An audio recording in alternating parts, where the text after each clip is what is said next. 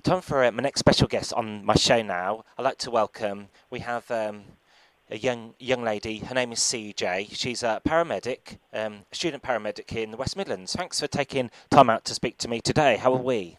Hiya. Hi there. How you doing? I'm good, thank you. That's good. Great to hear it. And just invited you on to talk about how you kind of got into your field of being a paramedic. What made you want to be a student paramedic, and how did you get into the role? I joined the end of November 2020. There's a few options to get into the paramedic kind of field. I chose the more kind of physical learning as opposed to going to university for 3 years.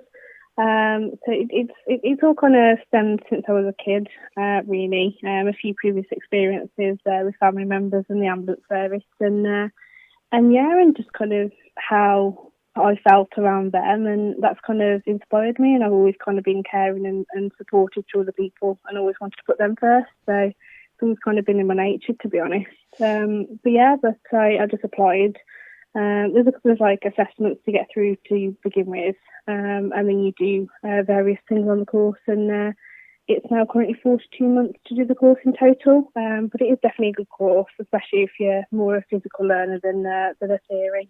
Fantastic. And what do you like about your job, and what don't you not so like about your job?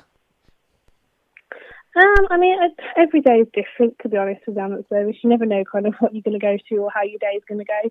I think definitely just kind of making a difference on someone's probably worst day that they're experiencing so far in their life.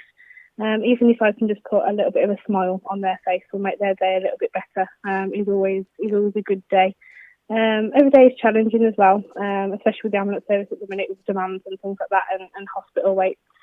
It's always kind of tough on you at those points. And then obviously you are triggered by some jobs and the things that we do see, but as long as, there's a support network in place, then you're absolutely fine with a job, to be honest. That's good. And how do you cope with like the early mornings? Do you just kind of adjust yourself to the early ones? I never used to be a morning person. I started out in retail, so it's definitely not a morning person, to be honest. I start at 6:30, so I kind of miss all the morning traffic where I am, which is quite good, to be honest. I normally set out about 6, but now I kind of just set an alarm now, and I'm kind of already awake, and it's kind of in my system, and especially with nights as well. I've definitely got into them as well. Yeah. Same time, 6:30 is. It's just kind of, you get used to it after a bit, to be honest. And if you're having a challenging day, being in music myself, what song cheers you up, brightens your day when you hear it on the radio? Probably anything from Coldplay is always a good suggestion. Oh, Always kind of a good upbeat song. Or probably anything kind of from the 80s. Is also a good era. Any kind of song from them is always a good way to start. And we're approaching with Christmas coming up, the silly season. How can people help by reducing ambulance demand?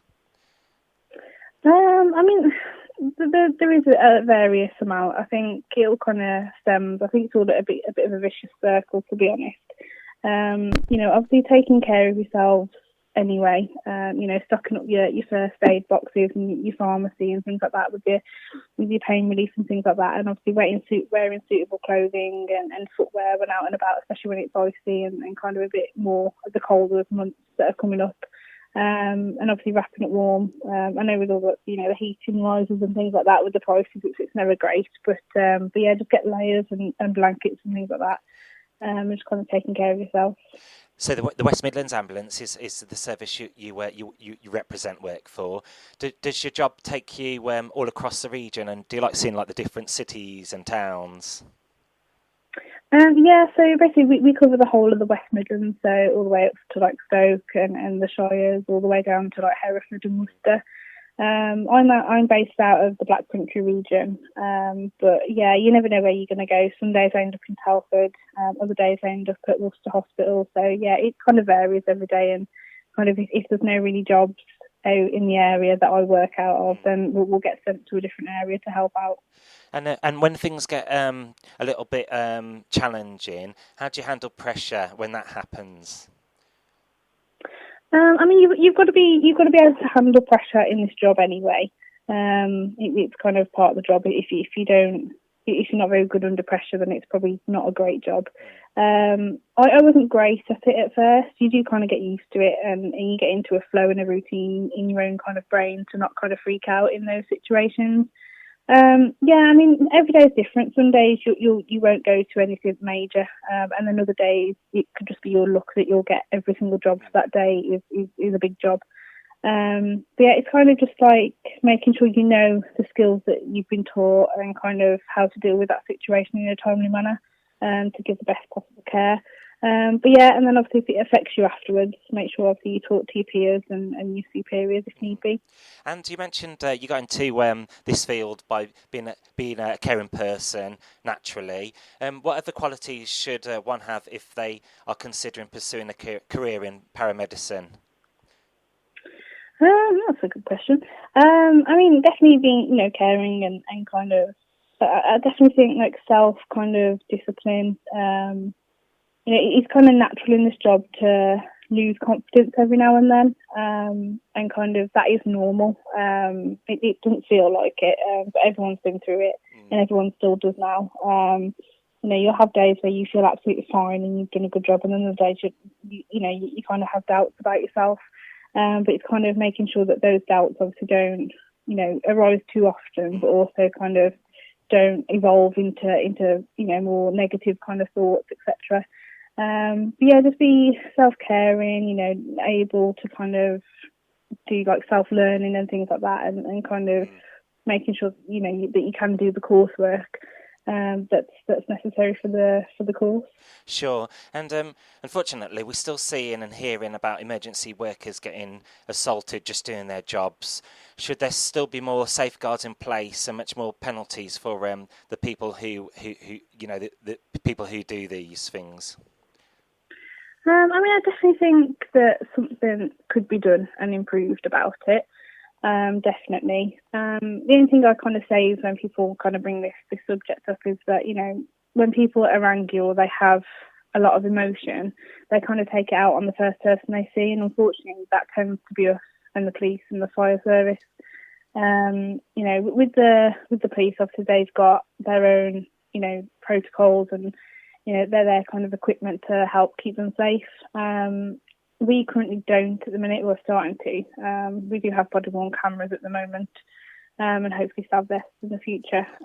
But it doesn't stop everything. But we are kind of taught, different things like conflict resolution to kind of de-escalate those situations and to try and keep ourselves as safe as possible when dealing with the public. But yeah, it's just unfortunately one of the parts of the job.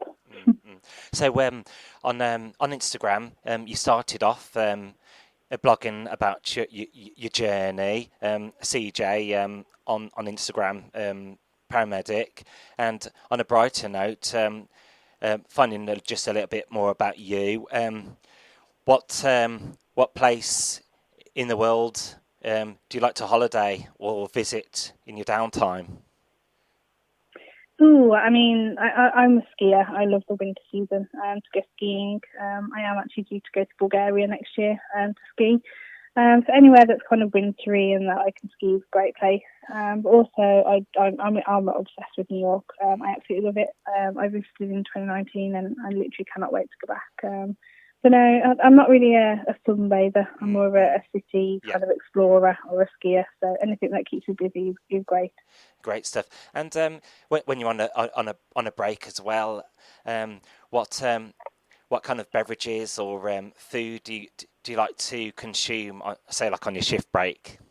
I mean, on shifts, I tend to keep it light, so I don't get indigestion, especially on night shifts. So I tend to stay away from like pasta and kind of heavy food. I do love a good stew in the winter. That's always a good one, or a homemade soup. Is always a good one for the winter season. That's a good choice. A very often looked selection, that one is, with stew and a nice cob or bread and everything you can dip in. Lovely. Yeah, especially it keeps you warm in the winter, and it's just easy. You can make a big batch of it and just kind of freeze it. Yeah.